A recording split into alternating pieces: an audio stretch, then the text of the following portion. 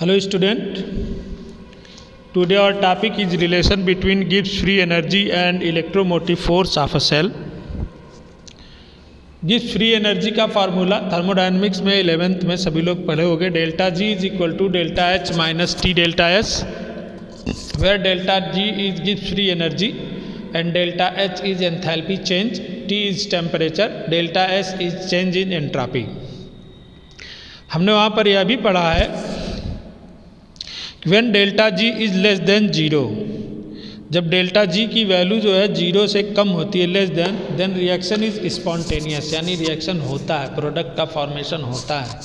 If delta G is greater than zero then reaction is non spontaneous, यानी reaction होता नहीं है, यानी प्रोडक्ट का फॉर्मेशन नहीं होता है, फेवर में नहीं होता है। And delta G is equal to zero then reaction will be at equilibrium, अगर डेल्टा जी की वैल्यू जीरो हो जाए तो रिएक्शन क्या होता है, इक्विलिब्रियम पर होता है। And also we have learned in thermodynamics work done by a cell W is equal to NFE, where W is work done, NF मतलब total charge passed out and E is cell of potential, यानी electromotive force of cell. हमने बताया था electromotive force of cell या cell potential एक ही बात होती है। When the charge is reversibly passed through the galvanic cell, then the work done by galvanic cell is maximum, यानी गैल्वेनिक सेल से किया गया का वर्क जो है W, उसकी वैल्यू क्या हो जाती है, मैक्सिमम हो जाती है। And the amount of reversible work done by the galvanic cell results are is responsible for the decrease in Gibbs free energy within the reaction, और यही वर्क डन जो है रिस्पॉन्सिबल होता है डेल्टा जी के, यानी Gibbs free energy के decrease होने की।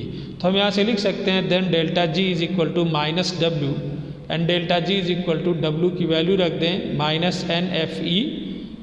अगर हम स्टैंडर्ड लें delta G zero standard is equal to minus N F, standard electrode potential ले लेंगे सेल का E zero. But we know that delta G is equal to minus R T L N K, हमने equilibrium chapter में class 11th में already इसको पढ़ रखा है। Delta G is equal to minus R T L N K, तो value put up कर देंगे तो N F E zero is equal to R T L N K, या E zero is equal to R T upon N F L N K, जहाँ के क्या होता है, इक्विलिब्रियम कांस्टेंट होता है। तो यहाँ से दो कंडीशन निकल कर के आती है। If K is greater than 1 then E zero is greater than zero, the reaction is spontaneous and will be in favour of the formation of the product, यानी हमारा रिएक्शन स्पॉन्टेनियस होगा और यह प्रोडक्ट का फॉर्मेशन करेगा। अगर K is less than 1 then E zero is less than zero, the reaction is likely to be non spontaneous and will be in favour of the formation of reactants, यानी कि तब हमारा non spontaneous जाएगा और किसका formation होगा, reactant का, product का फॉर्मेशन नहीं होगा। फिर से इसको सभी लोग समझो, बहुत ही इंपॉर्टेंट टॉपिक है। हमारी टॉपिक है relation between Gibbs free energy and electromotive force of a cell. पहले हम इसको जानेंगे तो फिर हम जानेंगे कि हमारा रिएक्शन कैसे हो रहा है। तो हमने पढ़ रखा है थर्मोडायनेमिक्स के चैप्टर में क्लास 11th में, यहीं से हमको स्टार्ट भी करना है गिब्स फ्री एनर्जी से।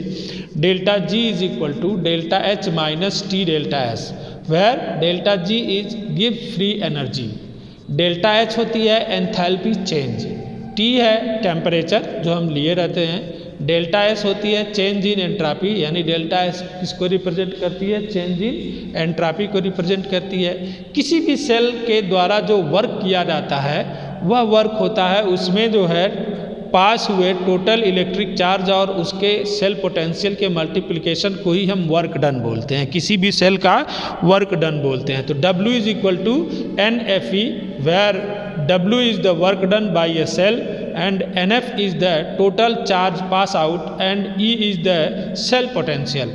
When the charge reversibly passed through then W is maximum, यानी कि किसी भी गैल्वेनिक सेल में जब जो है चार्ज रिवर्सिबली पास थ्रू करता है तो जो हमारा वर्क डन होता है उस जो है गैल्वेनिक सेल का वह मैक्सिमम हो जाता है।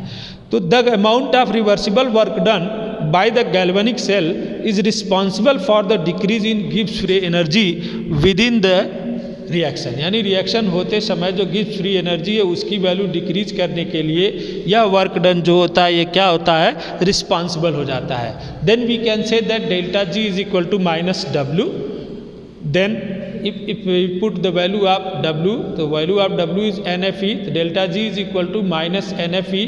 If we have taken these values in standard, then delta G0 standard is equal to minus NFE0, यानी इलेक्ट्रोड पोटेंशियल स्टैंडर्ड होता है, total charge pass out standard नहीं होता, इसलिए NF पर कोई जो है फर्क नहीं पड़ा, लेकिन जो है यहाँ पर E0 हमारा क्या हो गया, स्टैंडर्ड हो गया. But we know that delta G is equal to minus RT ln K according to thermodynamics, second law of thermodynamics, delta G is equal to minus RT ln K.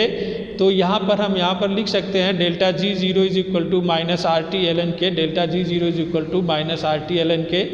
Value compare करें तो NFE0 is equal to RT ln K, E0 is equal to हमने cross multiplication कर दिया RT upon NF ln K, where K is equilibrium constant. K को हम क्या जानते हैं, इक्विलिब्रियम कांस्टेंट. यह तो हमारा रिलेशन हो गया गिब्स फ्री एनर्जी और सेल पोटेंशियल का, जो ऊपर हमने रिएक्शन लिखा delta G is equal to minus NFE.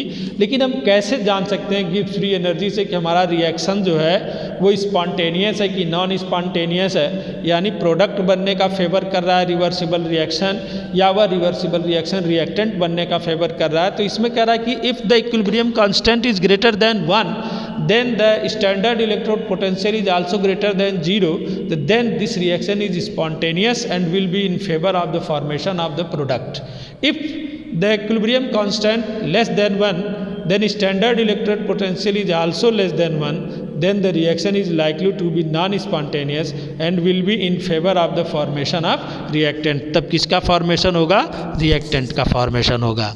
तो हमने इसको लगभग कंप्लीट कर लिया है. 2-3 टॉपिक इस चैप्टर में और बची है, तो सभी लोग नोट्स बनाते रहें, उसे याद करते रहें. स्कूल रीओपन होने पर मैं पहले नोट्स चेक करूंगा, और यह मान करके मैं चल रहा हूं कि जो ऑनलाइन पढ़ाई हम लोगों का वर्चुअल स्कूल चल रहा है वो कोर्स कंप्लीट कर रहे होंगे. सभी लोग वीडियो भी देख रहे होंगे और अपना अपना कोर्स भी कंप्लीट कर रहे होंगे.